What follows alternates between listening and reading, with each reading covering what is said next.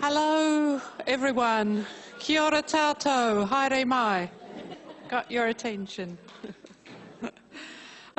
Good evening. My name's Gillian Oliver, and I'm the Director, Centre for Organisational and Social Informatics of the Faculty of Information Technology at Monash University.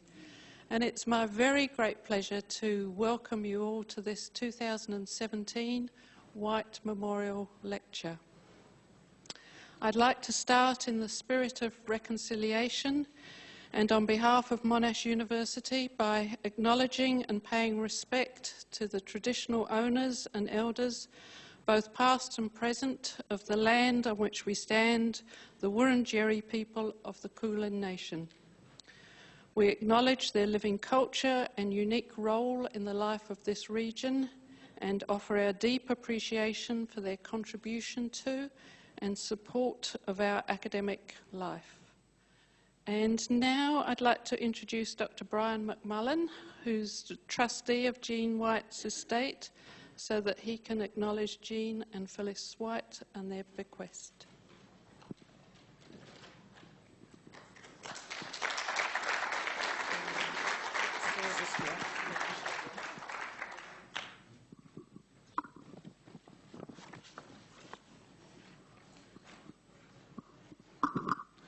At these annual lectures, I tend to apologise to regular attenders for repeating much of what they already know.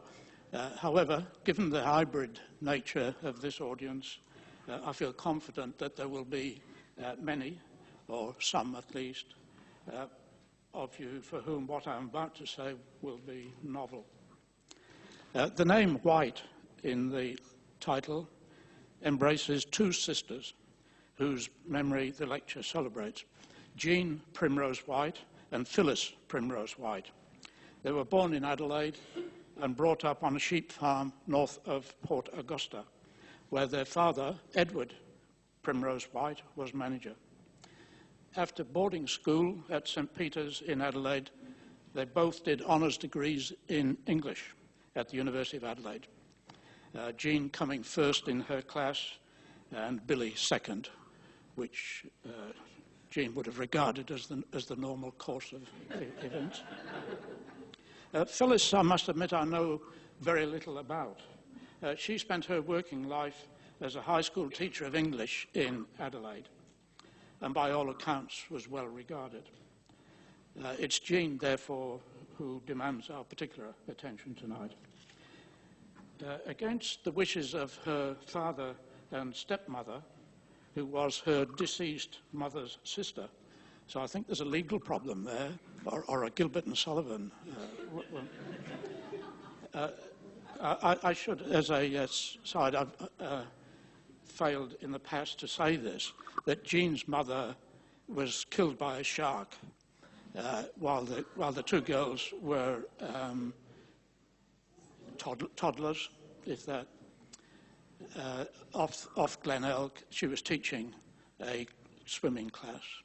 So her sister moved to bring up the girls and eventually married Edward Primrose and was always referred to by Jean and Phyllis as Auntie.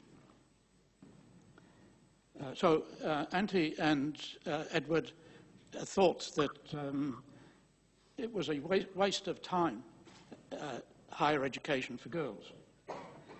But Jean insisted and enrolled as a part-time student at the University of Adelaide and got herself a job at the Public Library of South Australia, now the State Library, which happened to be next door. This was in the early 1940s, probably 1941, I think, when various members of the library staff were away on wartime active service. So she had a great advantage at that point. The library was merely a convenient way of supporting herself, but she soon caught what she described always as the library bug. Among her duties at the public library was staff development, I think it was called in those days. So she took advantage of the fact that the men were away and she was allowed to take on staff development, which involved, among other things, preparation of candidates for the examination of the Institutes of Librarians or libraries. She seems to have taught every possible subject for the librarianship exams, and education for librarianship became her abiding concern.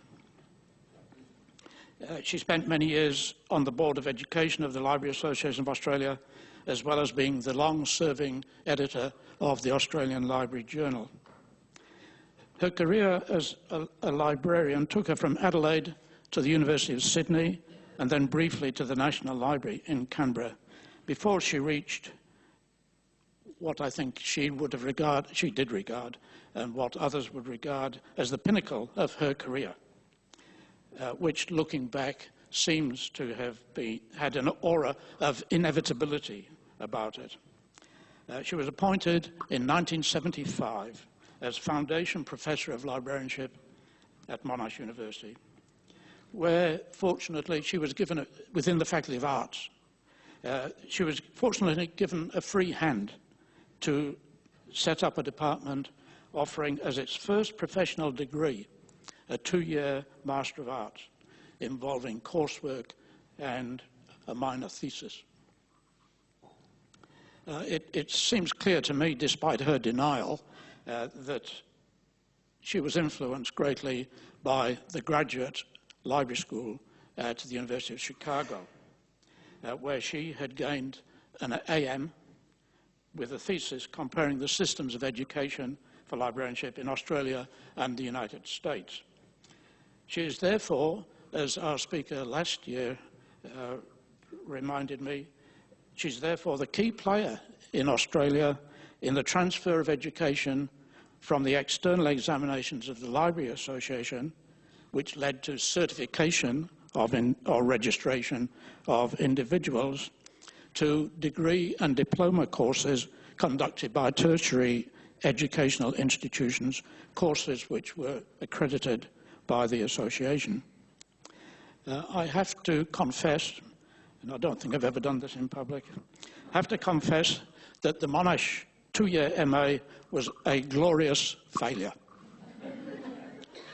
It produced some outstanding librarians, some of whom are here, some outstanding graduates, but fell victim to the notion that a 1-year graduate diploma was all the preparation necessary, and that 2 years could not, in economic terms, be justified.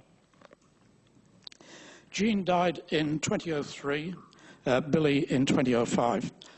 Neither of them married, and they had no close relatives. In her will, Jean made a number of specific bequests, including a large one to Monash University Library in support of collections in librarianship, English and philosophy. The residue of her estate was left to the university to support research and publication in librarianship, archives and records, reflecting the broadening scope of the department following her reluctant retirement in 1988, having reached the compulsory retirement age of 65. Education in these areas is now the province of the Faculty of Information Technology, your hosts tonight. In her will, Billy left part of her estate to Monash University to support her sister's bequest. The committee charged with administering the 2 bequests decided, in addition to its support for research and publication, to reach out to a wider community by launching an annual Whyte Lecture, of which this is the 9th, celebrating the sisters Jean and Phyllis. Thank you.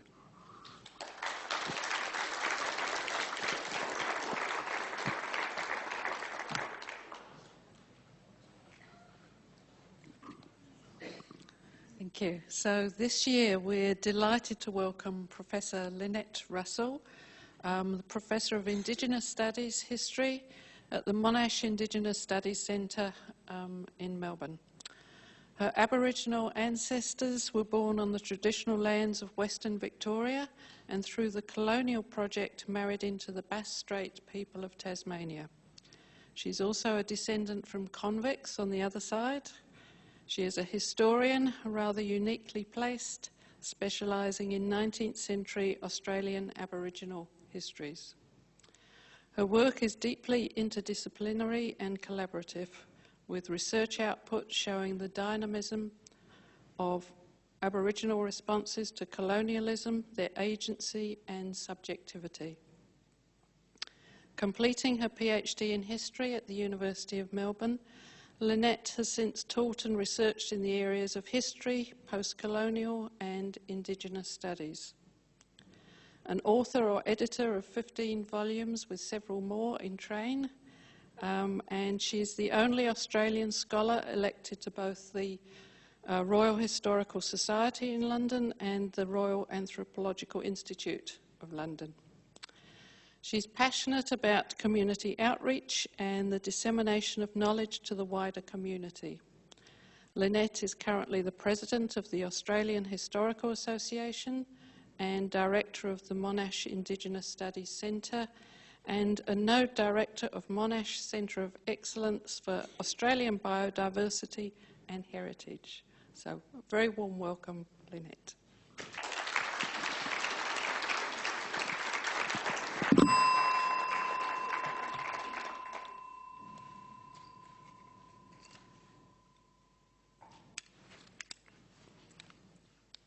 Thank you.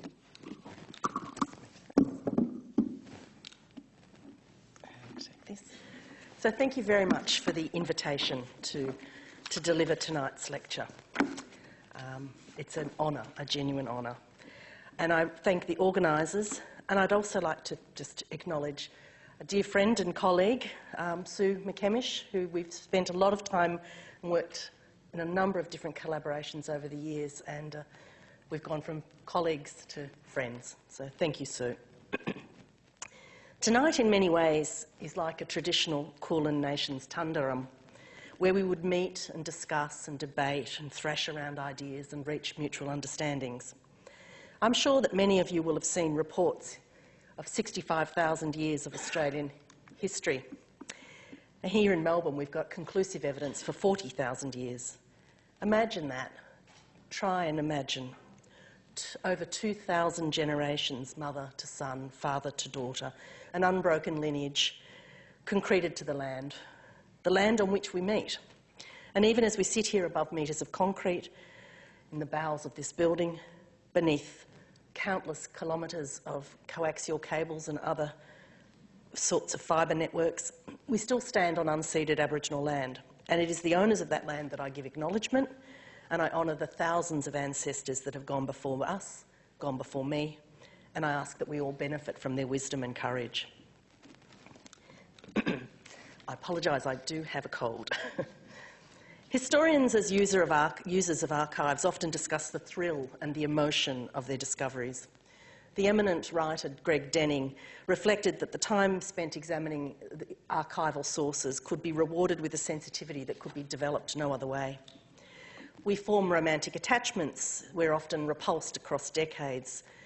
I recall the delight when I experienced at the British Library looking at the marginalia that was in a book, Amasa Delano's book, where he went round through the Bass Straits. And it was Joseph Banks' personal copy that I was holding. And I could literally see in the margins Banks's somewhat bizarre thinking. He'd written down terrapins every time he came across a discussion or a conversation or a missive about Galapagos tortoises, and he apparently had planned on these being a food source on boats. And I was sitting in the archives sort of shaking my head, bemused, and it certainly had an effect on me. Before they were digitised, I literally opened a letter that Alfred Howard had written, the wonderful correspondent who was based in Gippsland. I pulled the missive out, I could smell his pipe tobacco. And it was just an extraordinary moment of feeling so incredibly close to him. Now, this year I was present when Lyndall Ryan and her team launched the Massacre map, an interactive online map. And I'm going to spend a little bit of time talking about that in a moment. and it's probably the middle part of my talk. But as Lyndall was releasing this map, and it's very interactive online, I was sitting in the audience and I was incredibly interested, but I suddenly discovered that I was also incredibly overwhelmingly moved to the point of feeling very unwell. And it occurred to me at the time, and I went away and actually started writing in my diary, that the impact of long dead events and long past archival materials still have the power to have this huge impact on us. And in fact, it was that very night that I went back to my hotel room and I started writing up my diary entry for the day. And I literally got an email from Sue saying, "Are you interested in doing this lecture?" And I said, "This is serendipity, obviously." Serendipity. Anyone who works in archives knows there's always serendipity. So tonight's talk is very much a personal reflection on my life in archives, but I hope it's not self-indulgent, and I hope it doesn't imply a sense of self-importance. I rather hope to capture some of the experiences that I and a number of others have had as we've immersed ourselves amongst the often dusty tomes that make up our various subject areas. I'm going to start with a little anecdote. That's a house in Nicholson Street, North Fitzroy. My first career was in the science field, not in history at all, but I've always had a great interest in the past. And in that other life, I was working in North Fitzroy in this once grand house that had been converted into a health facility. My office was on the first floor in a huge and largely unrenovated room. The balcony, very visible there, was easily accessible from the room, but had been declared condemned. And although it's difficult to imagine this today, we were simply told not to go out there. And none of us ever ventured out onto that balcony. It's been well and truly renovated now. Well, late one Friday night, that's not the room. That's my romantic imagining of the room. Late one Friday afternoon, as the light streamed in through a very dirty windows and dust fairies danced across the afternoon beams, I noticed a strange piece of ribbon poking between two floorboards. It was all but invisible, save for the afternoon sun catching it and me catching it. I knelt down and began to investigate, and I tugged the ribbon. It was quite firmly stuck, and then I ran my hand along the floorboard, and to my absolute shock, a small recessed hole beneath the floor was revealed. This is before mobile phones, so no photos, no Instagram, just my memories of that moment. I reached into the space and I found a small and beautiful book of poetry. It was inscribed to a Miss E. Malcolm on the 27th of April, 1863, from a friend. We talk about serendipity. As it turns out, the 27th of April is my birthday. Who on earth was Miss E. Malcolm? Why was the book given to her anonymously? A friend. Was a friend a man? Was a friend a woman? And why was the book, inscribed in 1863, hidden under the floorboards of a house built in 1907? This was a house that was built, as I've subsequently done research, for a Dr. John McKinney and his family. My interest, of course, was piqued, and my life at that stage as an amateur historian was certainly born. I started to research the house, Dr. McKinney, and I found that he was married to an Edith McKinney. Could this be my Edith Malcolm? Within months, I'd actually abandoned my health career, my dental career, and I was a full-time arts student, much to everybody's horror because it looked like I was giving up significant employment for unemployment, doing an arts degree at La Trobe University. I was bitten by the bug, and I intended dedicating my entire life to the past. Well, over the last 3 decades, whenever I've had the inclination, I have tried to recreate the story of Miss Edith Malcolm. She arrived, I believe, in the 1880s as a young widow, living first in Coburg and then, after marrying Dr. McKinney, moving to North Fitzroy, into that house she shared with his doctor's surgery. Across her life, she held this book of poetry, hiding it beneath floorboards, probably beneath a rug, away from the eyes of her husband and her children. She clearly never forgot her friend, and I assume that after her death and after the sale of the house and its purchase by the Victorian government, its renovation as a health service office, it silently sat beneath the floor. A modest little book of very mediocre poems sat and waited for one sunny, dusty afternoon and a nosy, potential historian to come along. While it wasn't my first foray into the past, and I'd spent quite some time trying to study my own Aboriginal ancestors, this was really the moment at which I realised I was bitten, completely bitten by the bug. This was a story that a novelist might like. I could imagine a much more creative writer than me turning it into a historical novel.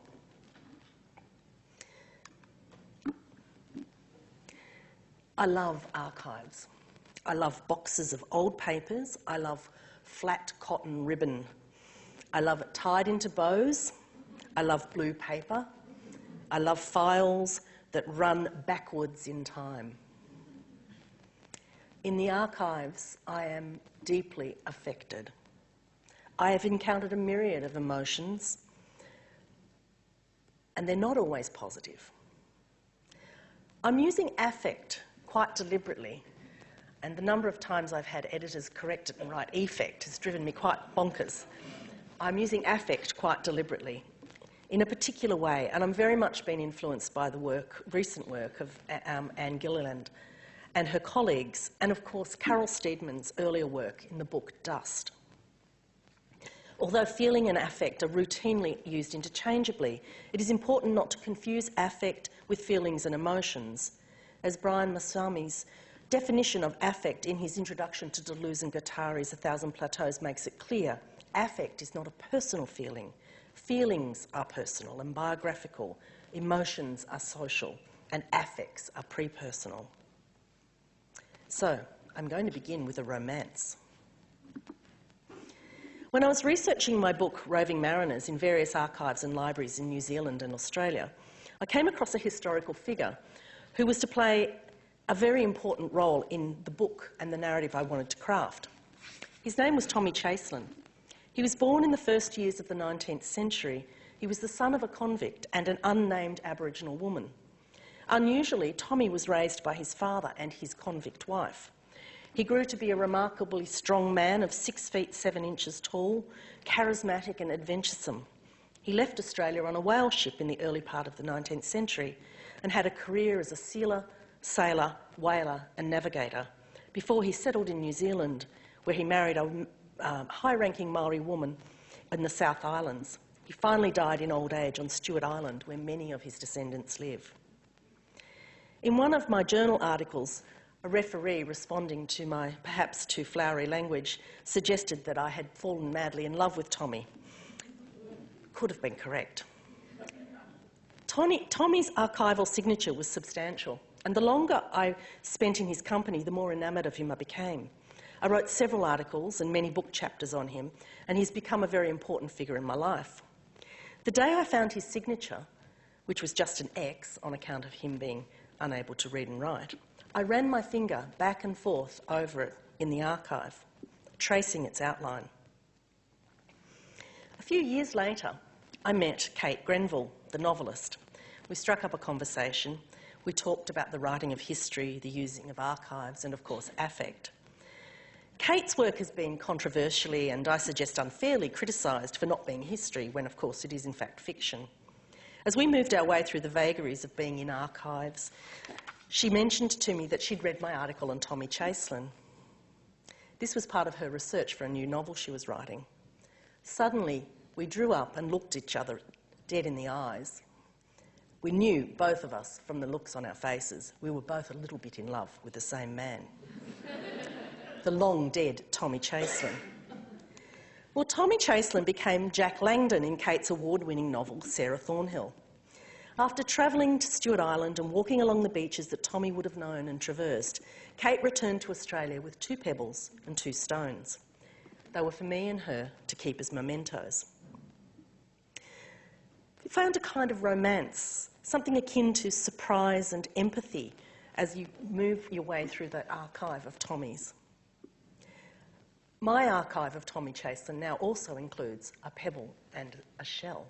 I'm not sure what any archivist of the future would make of these, but they're absolutely integral to my story of working with Tommy in the archive. As a 19th century historian, I often encounter statements in archives that leave me breathless. These are sometimes statements that are stunning in their audacity. As many of us have followed the various debates from conservative commentators, particularly those that have inflicted upon us in the last decade, arguments about whether or not there was violence associated with settlement or colonisation, discussion on the number and scale, anxiety over terms like genocide, they often leave me perplexed. And I encounter observers at the time who make statements like this one. This country has been shamelessly stolen from the blacks. In less than 20 years, we have nearly swept them off the face of the earth. We've shot them down like dogs. In the guise of friendship, we have issued corrosive sublimate in their damper and consigned whole tribes to the agonies of excruciating death. We have made them drunkards and infected them with disease, which has rotted the bones of their adults and made few children. As exists among them a sorrow and a torture from the very instant of the birth. We have made them outcasts in their own land, and we are rapidly consigning them to entire annihilation.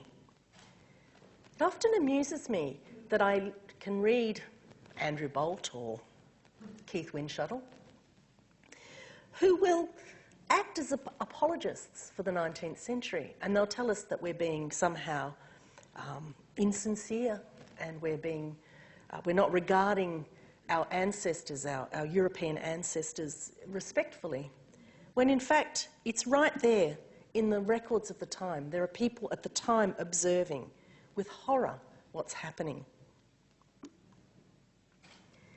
These records, these archives have been made available through the absolutely brilliant and internationally significant Trove. The copious evidence, not only for violence and dispossession, but also evidence that many settlers were horrified, many were empathetic, and many were prepared to speak out. I'm perplexed, as I said before. These are observers, contemporary observers at the time, who are asking that their records be recorded, that their memories be recorded, that their observations be recorded. So this discussion of massacres, violence, and the subsequent discussion of guilt leads me on to the recent work of Lyndall Ryan and her team, as I mentioned earlier, on massacres and the massacre map. It's important to note that so far, Lyndall's work has only covered the eastern states. They have every intention of extending it geographically across the entire country and the entire date range. So this leads me to trauma and anguish. The painstaking work of Lyndall Ryan at the University of Newcastle has produced an online map of massacres of Aboriginal people in Australia over the years, from 1788 to, at the moment, 1872. Lyndall's work has provoked considerable interest from the ABC, NITV, Fairfax and The Guardian, though not one story was covered in the Murdoch press. Some of the coverage refers to the overall estimates of numbers, which is as high as 65,000 Aboriginal deaths in Queensland, according to the research of Ray Edmonds and Robert Orsted Jensen. The level of interest, I would suggest, is both because it's extremely well researched, but also because it was released during NAIDOC. Lyndall's team has been very careful in the way in which they've defined this. A massacre is the deliberate killing of 6 or more people. 6 because that's a hearth group. Basically, if you walked into a small settlement and you've got 10 or 12 people and you kill 6, then you probably have absolutely destroyed that group. So she's working on the assumption, an anthropological assumption, of the hearth group.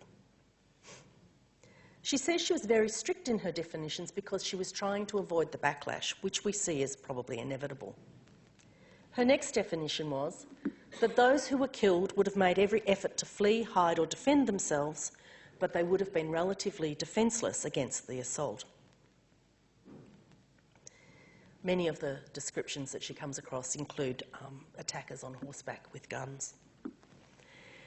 There's also a reasonable amount of information. That's the next part. She needs to have a reasonable amount of information from various sources. It's not enough for her to have it just in one place. So sometimes The evidence is in court proceedings, sometimes it's newspapers, and then she's got oral accounts that were recorded at the time, not passed down. And finally, the events needed to occur on the Australian continent between 1788 and 1872 for now, although we know that as recent as the 1928, the Coniston Massacre took place in the Northern Territory, and in fact Lyndall's team has uncovered several potential massacres that took place in the 1960s in Northern Territory. Now we can anticipate the mixed reactions to Lyndall's excellent work. What I've got now is the timeline. That timeline you can actually set to automatic. This is just a slide, so I can't do it. You can set it to automatic, and where the continent of Australia starts off empty, and then these little yellow lights go off each time. And each time you need to recall that that's at least 6 people being murdered. So as I said, we can anticipate mixed reactions to this excellent work. Some people will say that the massacres were not our fault, we weren't there, we need to move on. The approach one might have suggested that the Prime Minister Howard would have had when he talked about or complained about black armband views of history. It is of course ironic that many of the people who take this approach are likely also to utter the words "lest we forget." The deaths of soldiers in uniforms decades ago somehow is okay for us to remember, but the deaths of many Aboriginal people, not so. A second group might respond to this work and say, oh, that's horrible, why weren't we told? But we have been told. We have been told over and over and over again. For at least 50 years, drawing on 19th and 20th century accounts in newspapers, private diaries, private papers, archives across the country, this evidence has been hidden in plain sight. There's been discomfort, there's been shame for settler Australians who have been prepared to feel it, but to get our heads around the stories, we still have a long way to go. And that's notwithstanding Henry Reynolds and his outstanding work, particularly starting in the late 1970s, early 1980s, where he wrote of the other side of the frontier, which was actually based on a series of index cards that he got from a library, where he actually went through and just found all the various references to massacre. And that was his starting point. Of course, Lyndall Ryan herself has explored the Tasmanian experience. Timothy Bottoms trenchantly chronicled the experiences of Queensland. And of course, none of us could not know about Myall Creek.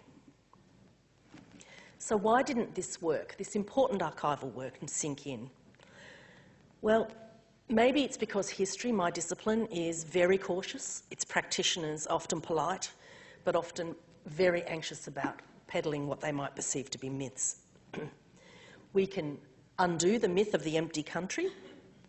We can undo the myth that Aboriginal people lacked a resistance. We can undo the myth that they were lazy, or that they were a primitive culture, or that they were dying out, but we still don't seem to be able to undo the myth of violence that were perpetrated.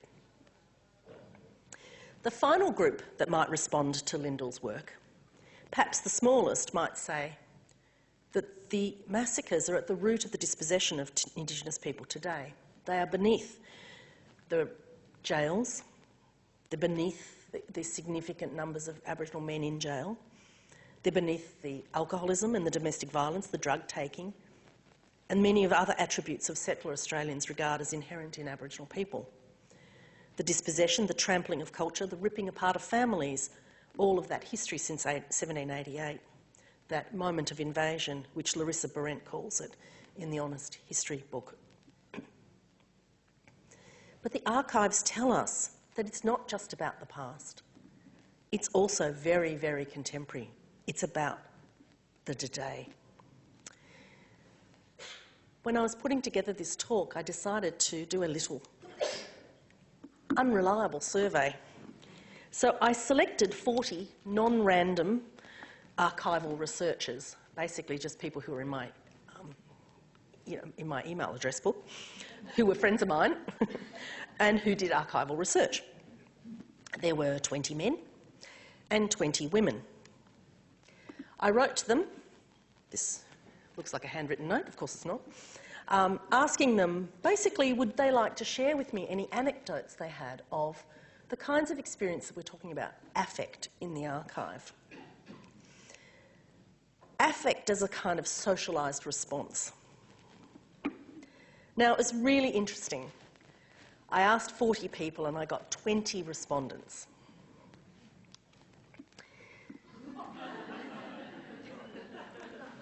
One man and 19 women. Now, I don't believe for a moment that men don't feel affect in the archive, but perhaps they're not socialised to describe it as such, or perhaps they don't feel comfortable with describing it. So affect as socialised response, or talking about affect as socialised response. As I say, there's no reason to assume that men don't experience it. What I'm going to do now is just go through a few responses, and I think these are actually very telling. One early career researcher wrote to me, and she'd been working on the Massacre project, and she wrote to me and said, "Working in archives can be brutal and traumatising, and sometimes it just overwhelms me at a given moment. Sometimes I really have a hard time keeping it all together. It's more important for me to get the message out there, and sometimes I just feel so much pain." On the massacre map, she wrote, "We've received thousands of responses and only 5 of them have been negative. This has been a truly amazing experience. I'm cautiously optimistic that there's been a change in the broader public despite the pockets of the far right, the racists who will unfortunately continue to vomit out their vile slander. But I hope I might be part of righting the wrongs of the past so that I can address the issues we face today for both the original custodians and also those who arrived more recently." Of Lyndall Ryan herself, I asked the same question, and she wrote, "One has to learn to read between the lines, or at least against the grain. We really need to understand what's actually happening. I have relied on sources to verify massacres. As for my first frisson in the archives, it was finding Governor George Arthur's signature in a signed marginal note on a letter to a settler in 1828. The ink smelt so fresh on the page as if he'd just taken his pen out of the inkwell. It took little imagination for me to see him writing his comments at his desk. I still love those musty archives. They excite a certain imagination. And now something very telling. By comparison, all this digital stuff is like playing with plastic." A good colleague and friend of mine who works on refugees and refugee children experiences wrote, "On my experience, I've been researching the trauma of child refugees for the past few years, even before I wrote the book. Reading the archives which chart the brutality towards children in war and the efforts to recuse them has been challenging and confronting, and at times it has been completely heart-wrenching and deeply, deeply distressing. But out of all of this, it highlights my responsibility, the responsibility of the person who goes into the archive to tell these stories, and how important it is that we keep telling them." On a slightly more light-hearted note, one of my colleagues noted that when she was in Yale, she had ordered up George Eliot's school notebook. The book had been clearly rarely opened in 150 years, and she did so with great care. But as she did, a small piece, a small fingernail-sized piece crumbled off. "I simply could not bear that the cleaner would dispatch it to the waste, so I carefully, and despite all the cameras around me, I encased it in a tissue, and as I type this now, it is still taped inside the first of my 8 volumes of George Eliot's letters, just 10 feet away, and it still thrills me that I share a room with something that was once in contact with her." And she finishes, "The erotics of the archive."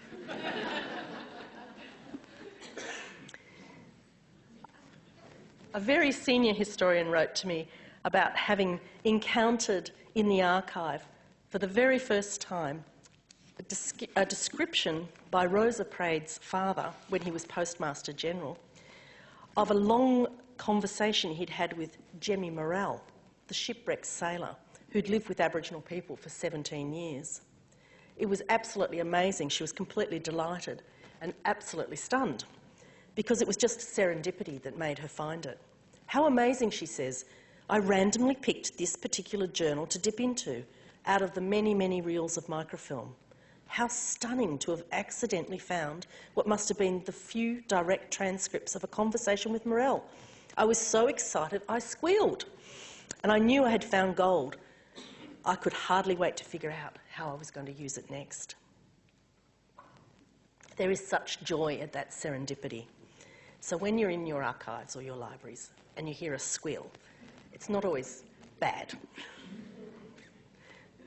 Another colleague wrote that she had been doing some research on the Mile Creek Massacre. And she says, I had a similar experience. I've had experiences of falling in love, but I've also had those experiences of feeling physically ill, heartsick. In fact, there was an occasion when I was unable to write for days. I read the details of the Mile Creek Massacre and the fate of the two little girls, which is mostly omitted from the accounts. I gave up for a little while. I called into question whether or not I should write about this at all. I called into question whether or not I should be a historian. And yet, I've also opened Pacific journals and I've found pressed hibiscus flowers that made me smile. And I've been on high seas and seen whales spout, a different type of archive. I'm going to move along. Another colleague wrote of going to Poland and Germany for the first time. And she was, and is rather, the grandchild of 4 Holocaust survivors. And she said, I was walking down the street with a historian from Penn State, and he pointed out to me the stumble stones in front of our hotel and others in the street. I don't know if you know what a stumble stone is, but a stumble stone is an installation of a small artistic installation, and it's meant to represent where Jewish families were hidden in attics and basements. I felt panic. I felt nausea. Here I was. These were the buildings. These were the streets. These were where Jews hid. These were where they were captured, deported, murdered in a street in front of their neighbours and sent to camps. The best I can describe it is a temporal, moral and emotional displacement. I found myself out of time and place. And finally, this is from my male colleague. The experience I had was at the Huntington Library in California. I was reading an otherwise pretty straightforward journal of a British explorer, an entrepreneur called George Cartwright. He'd worked in Labrador, and in 1772, he brought 5 Inuit people to London. Only one of them made it home, and his account of their return to Nunavut, which is the Inuit name for Labrador, was stunning in its tone. It really stood out from the rest of the journal, and it became the seed of my extended work. And what I thought was particularly poignant about this was the little pencil drawing, because when he drew this pencil drawing, the captain of this ship, only one of those people had survived. The others had all been buried in London. So, well, that's my friends, that's my survey. Very unreliable, I might add. One of my favourite photographs is this. It was found at Runnymede by me, the grand house that Captain Charles Bailey had built just outside of Hobart. Now, I knew Captain Bailey had been a pallbearer at William Lanny, who's the gentleman in this photo's funeral. What I love about this photo is twofold. The first is that it's actually been in the personal possession of the captain of the Runnymede whale ship, and he kept it in his personal family photograph archive. The other thing is, I love the fact that both these photographs were taken on the same day. Lanny had just got off the ship, and he went to have his photograph taken. Now, those 2 Aboriginal women, one is Mary Ann and the other is Truganini, and if you know anything about Aboriginal women, they will have told him quick smart that he needed to shape up and get that haircut. I can hear them saying it to him. So in the first image, he's looking rather wild and woolly, and in the second image, he's shaved and his hair's cropped. As I said, anybody that knows anything about Aboriginal women, I keep hearing the voices. my very favourite. Another aspect of William Lanny's archive that has been particularly moving and important to me was, oh, what happened there? Was that this is Lanny's death certificate, and you'll see that he died of intemperance. He had an alcohol problem, but he also died of English cholera. There is no such thing as English cholera. There is cholera. It is occasionally called Asian cholera when it went through the Singapore and Hong Kong regions, Asia. But for the most part, cholera is cholera. So calling it English cholera in a funny way seems to be suggesting that in some way or other, Lanny has transitioned from being an Aboriginal person, in death at least, to being something else. Like everybody, I've dabbled in a bit of family research. Now, I've done a lot of family research in terms of my Aboriginal family, but I've also done a little bit of family research. Anyone with a computer and ancestry.com, you become a family researcher. One of the most moving things for me was to discover this photograph of my great-great-great-grandmother, who was born in Borshunt in England in 1835. Just something about across the decades, you know, the centuries, looking into that face, knowing that she boarded a ship and came to Australia, that she went on to have my great-grandfather, and then subsequently my grandfather was born. And yet I can see a family resemblance. She looks not at all dissimilar to my niece, and probably not even entirely dissimilar to myself. There's a moment of recognition in that archive that's as powerful as any I've ever had. I'm going to end with an image of my Aboriginal great-grandmother. This is basically the only image of her I have. It was taken from her psychiatric record. She was incarcerated for 16 years. In reclaiming her, and you can see my rather arty photograph, that's actually my reflection in the image. In reclaiming her, I had to go deep into the archive and really try to understand where she was coming from. And it was deeply affecting. There is a point in her copious medical history, because after 16 years in a psychiatric institution, you do have substantial records. At one point, they describe her as confined to a bird cage. I don't know what a bird cage is, but I assume it's some sort of restraining device. She sits and picks at the bars of the bird cage, one of the nurses observes. And when the doctor comes in to interrogate her, she refuses to speak, but answers him in song. I guess as I read it, she would be a bird if they would put her in a bird cage, and song would be the appropriate way to respond. As archivists and keepers of our records, no doubt you encounter affected researchers all the time. I hope the next time you hear one of us squeal, you might realise it's delight, or that overwhelming sobbing in the corner might well be sadness, but it also could be the poignancy of understanding and recognising the past in the present and the present in the past. Thank you very much.